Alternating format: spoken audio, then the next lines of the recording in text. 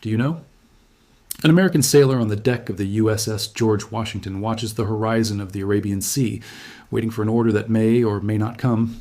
Thousands of miles away, a driver in Ohio pays nearly $1 more per gallon than he did a year earlier, with no clear end in sight.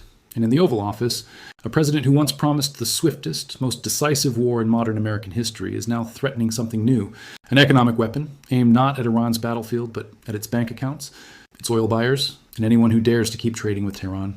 6 months into a war meant to end quickly, the United States finds itself locked in a conflict it cannot easily win and cannot easily leave. It began in February with one of the boldest strikes in modern military history, a coordinated operation that killed a head of state most analysts assumed was untouchable. It was supposed to be the moment that broke Iran's resistance for good. Instead, the country it targeted found new ways to keep fighting, new markets to keep its economy afloat, and new leverage over a war Washington once expected to control from start to finish. To understand how the most powerful military on Earth arrived at this moment, unable to close a single stretch of water half a world away, we have to go back to where this war truly began. And, even further, to a rupture more than 4 decades old that never fully healed. The story of America and Iran has always carried the weight of 1979, when the Islamic Revolution toppled a government aligned with Washington and Iranian students seized the United States Embassy in Tehran, holding American hostages for over a year. That crisis set the tone for everything that followed. A relationship defined by suspicion, sanctions, and periodic flashes of violence, but never open, sustained warfare between the two nations directly. For decades, the danger was managed through proxy conflicts, covert operations, and diplomacy that rose and fell with each administration.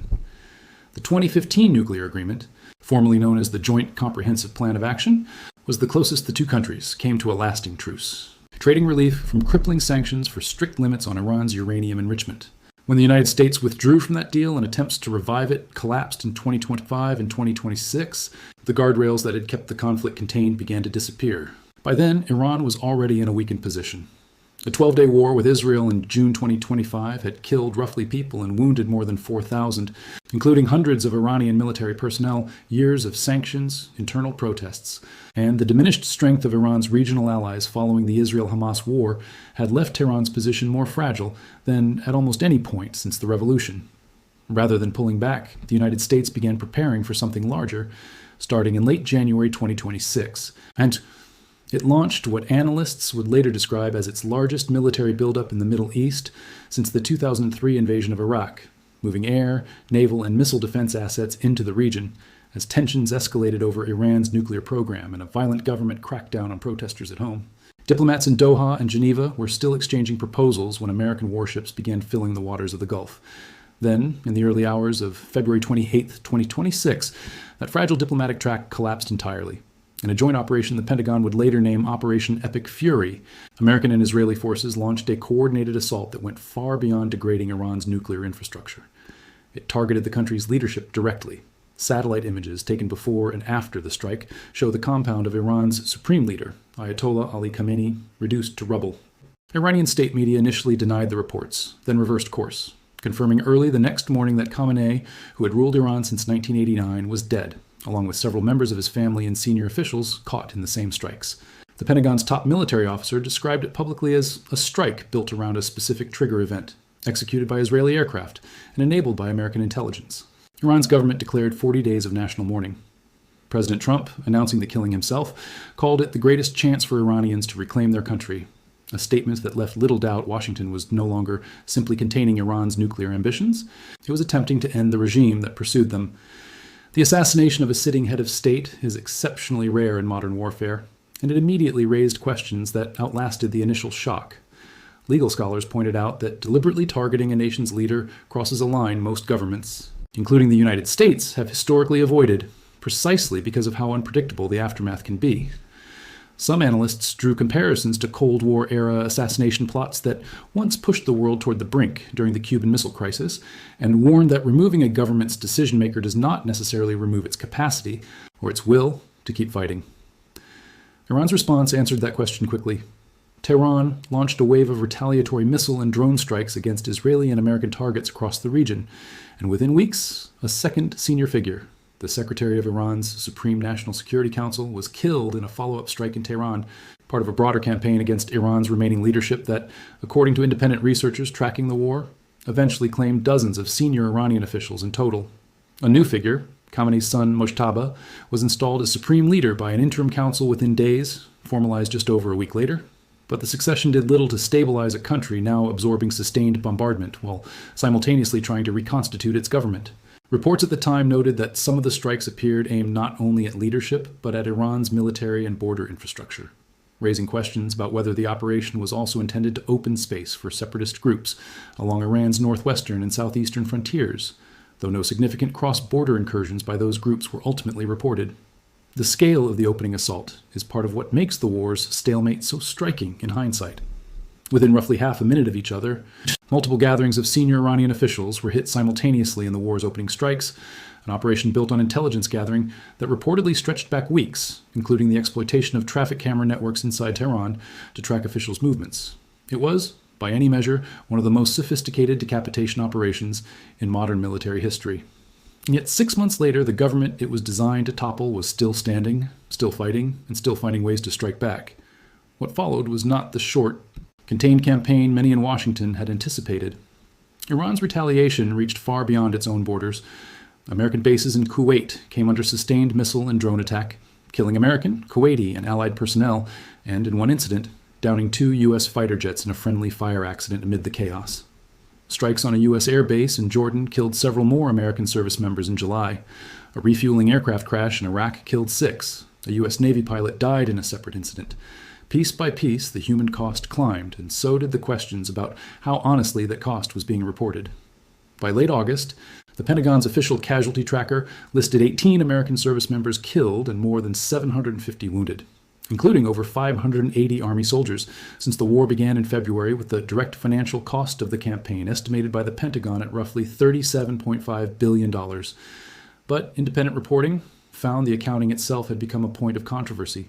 Journalists documented cases where wounded troops were quietly removed from official tallies and then restored weeks later. And in July, the Pentagon began tracking new casualties under a separate category, labeled Overseas Operations.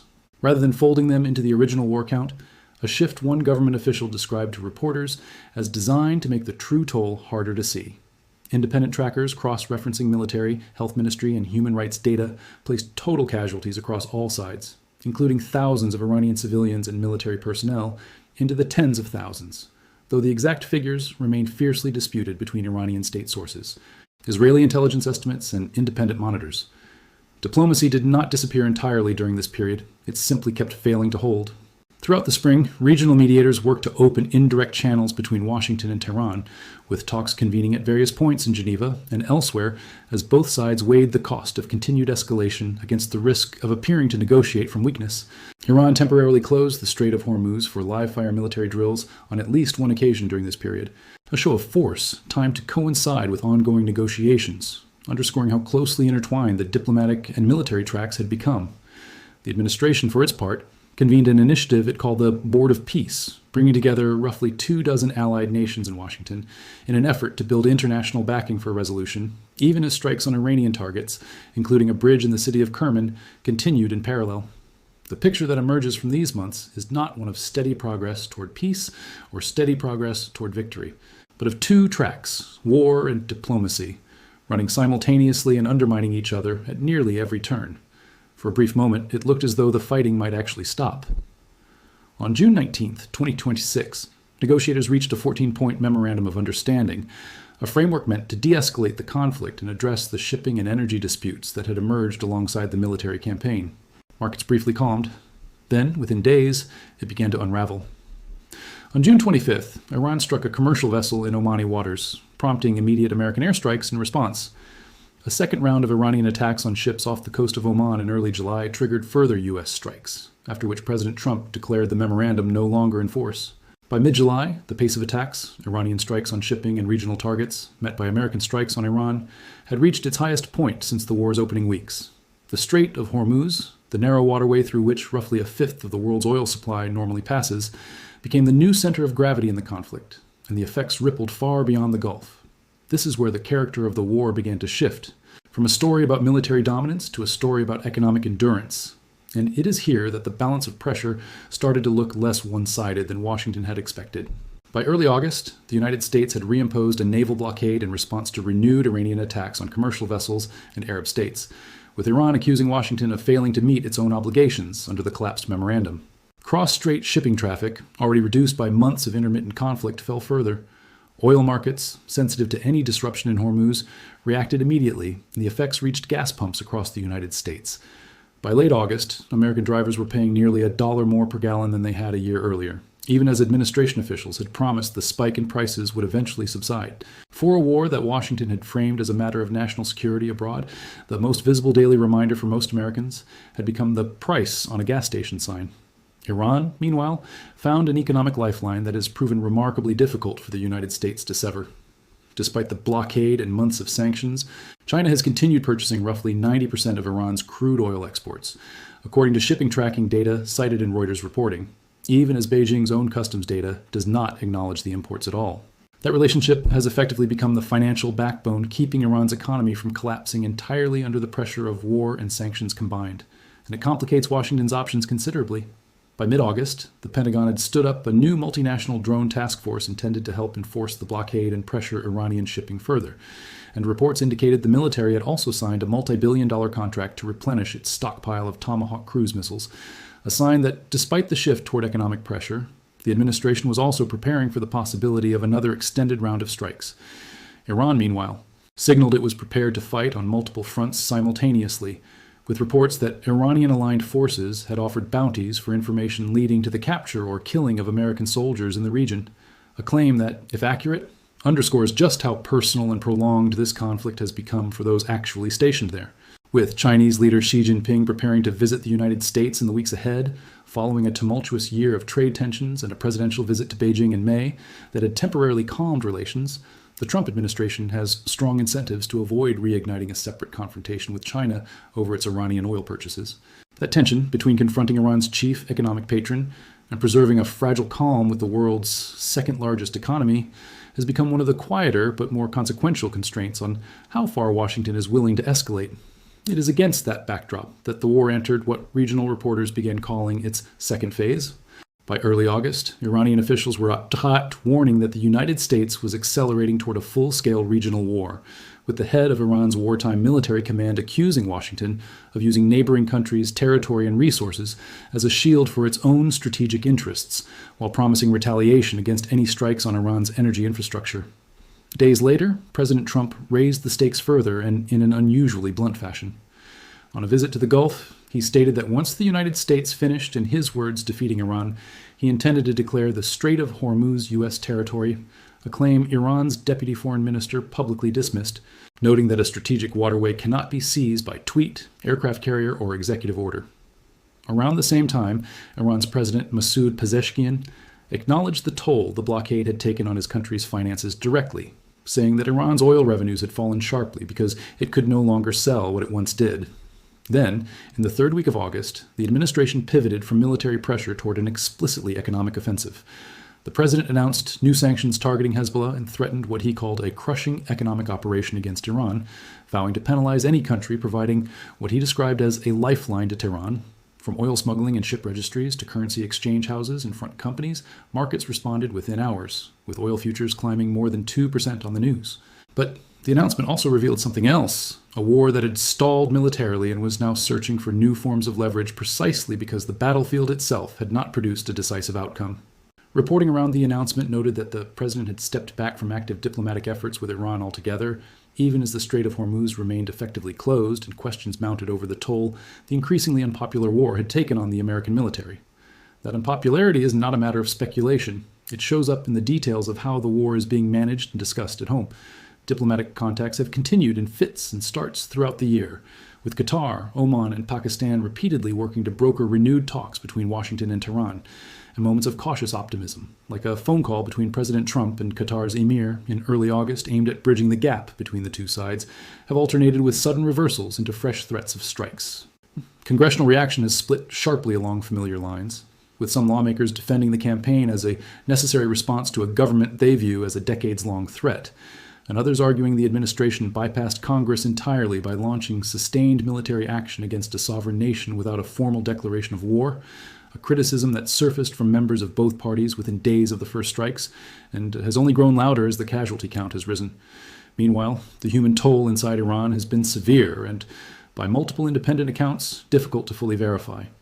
Iran's health ministry recorded thousands of civilian deaths in the opening months of the war alone, including children and more than 26,000 people injured, while human rights monitors have documented mass displacement, damage to cultural and civilian infrastructure, internet blackouts, and a deepening humanitarian crisis that has only worsened as the conflict has dragged into its 7th month.